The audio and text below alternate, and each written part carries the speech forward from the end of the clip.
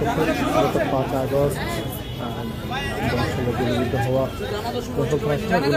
সরোয়ার্দী কলেজের শিক্ষার্থী আব্দুল্লাহ জানান বিষয়টা হচ্ছে দেখতে পাচ্ছেন গত 5 আগস্ট কিন্তু তিনি তার সামনে গুলিবিদ্ধ হন। সেই গুলিবিদ্ধ হওয়ার পরে দীর্ঘদিন যাবৎ চিকিৎসাধীন থাকা অবস্থায় আজ সিএমএস হাসপাতালে তিনি মৃত্যুবরণ করেন এবং সেই মৃত্যুবরণে আজ এই শহীদ মিনারে কিন্তু জানাতে হয়। এখানে জানাতে উপস্থিত হচ্ছেন শহীদ আবদুল্লাহর ভাই এবং বাবা সহ সমর হাসপাতাল আবদুল্লাহর সেক্রেটারি জাহিদুল ইসলাম সহ আরও অনেকেই শহীদ মিনারে তার আজকের জানাতে উপস্থিত দেখছেন।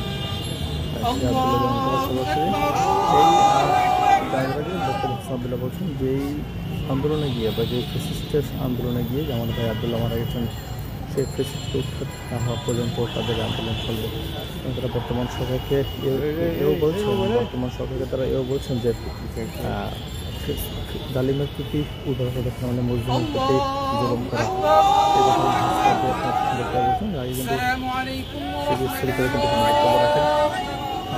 আবদুল্লাহ জানাতে কিন্তু হাজার মানুষ দেখতে পাচ্ছেন কিন্তু জানাজার নামাজ শেষ হয়ে গিয়েছে। এখন কিন্তু সে আবদুল্লাহ প্রক্রিয়ার উপরে কিন্তু বাংলাদেশের জাতীয় পতাকা